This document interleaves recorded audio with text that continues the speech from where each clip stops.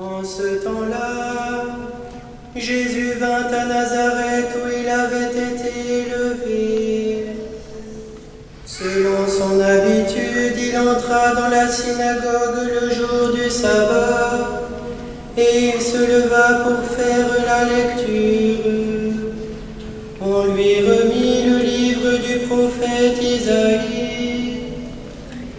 Il ouvrit le livre et trouva le passage où il est écrit : « L'Esprit du Seigneur est sur moi, parce que le Seigneur m'a consacré par l'onction.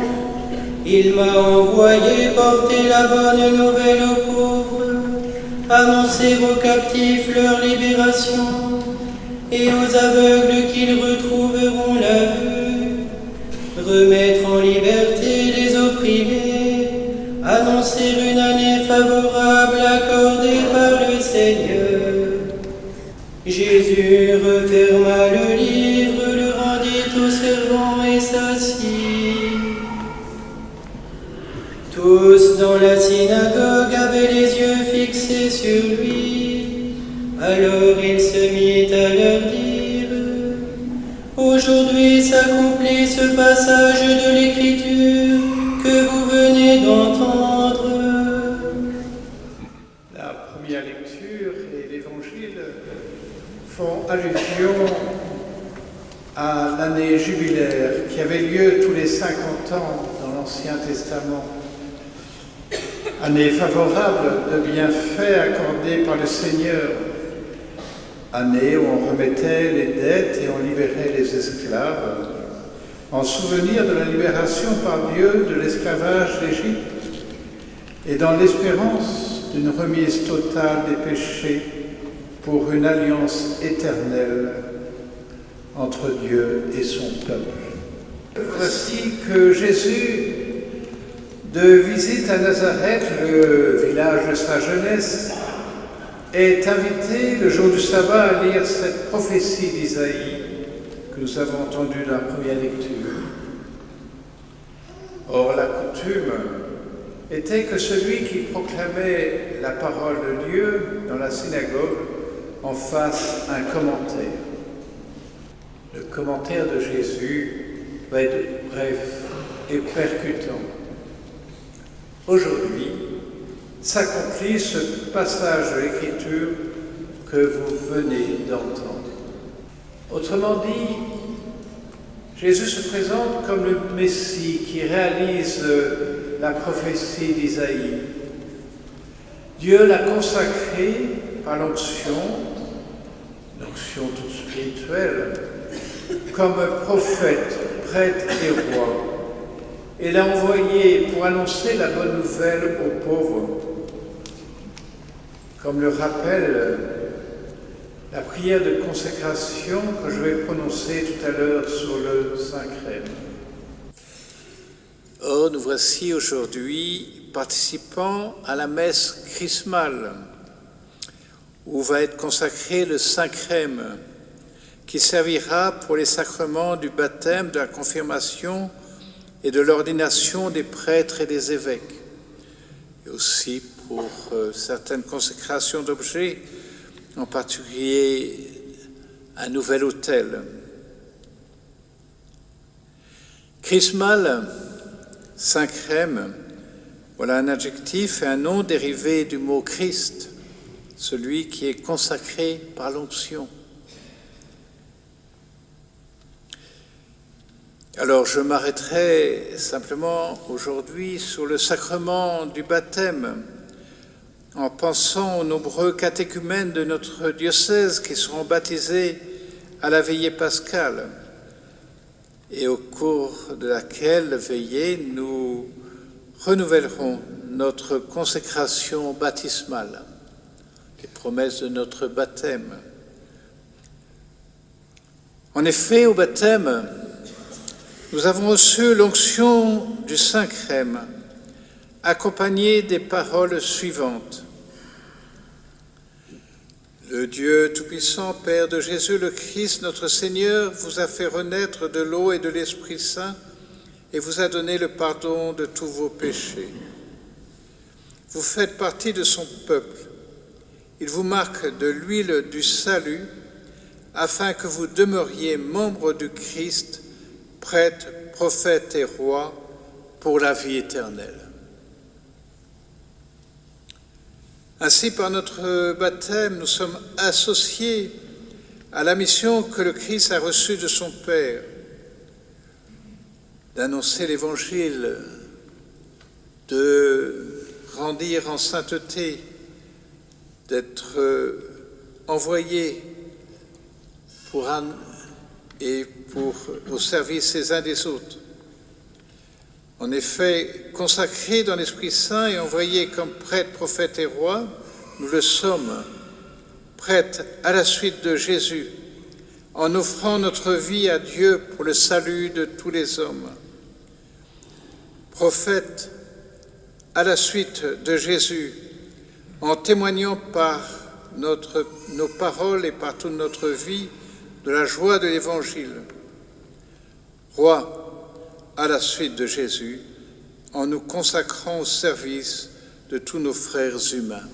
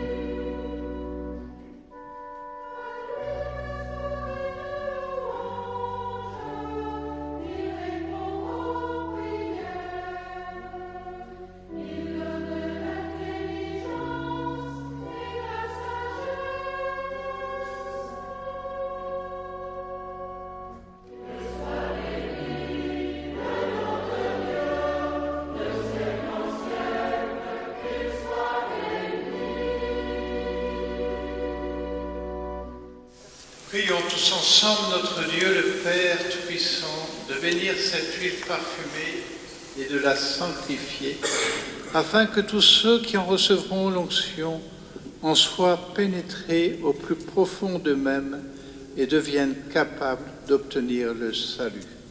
Dieu qui a institué les sacrements et qui donne la vie, nous rendons grâce à ton incomparable bonté.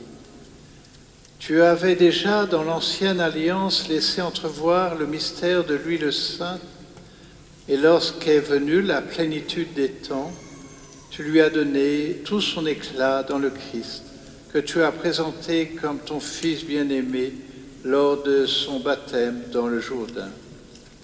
Tu révélais ainsi en Jésus de Nazareth, le prophète envoyé pour annoncer la bonne nouvelle aux pauvres, le souverain prêtre qui rachèterait les hommes dans son sang, le pasteur qui les conduirait aux sources de la vie.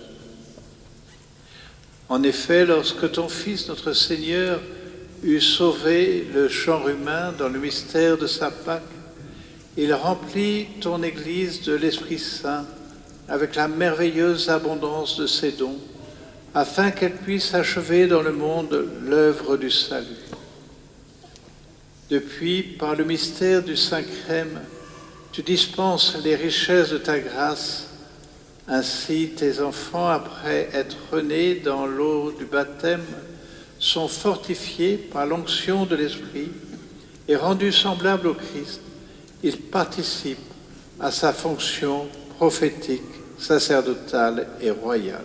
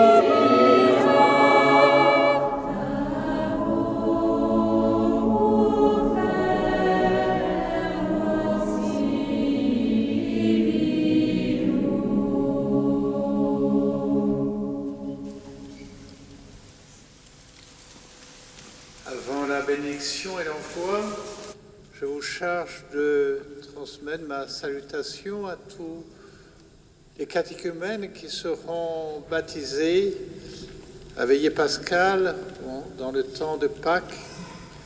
Voilà, et que tous nous soyons unis dans le Christ Jésus, notre grand prêtre.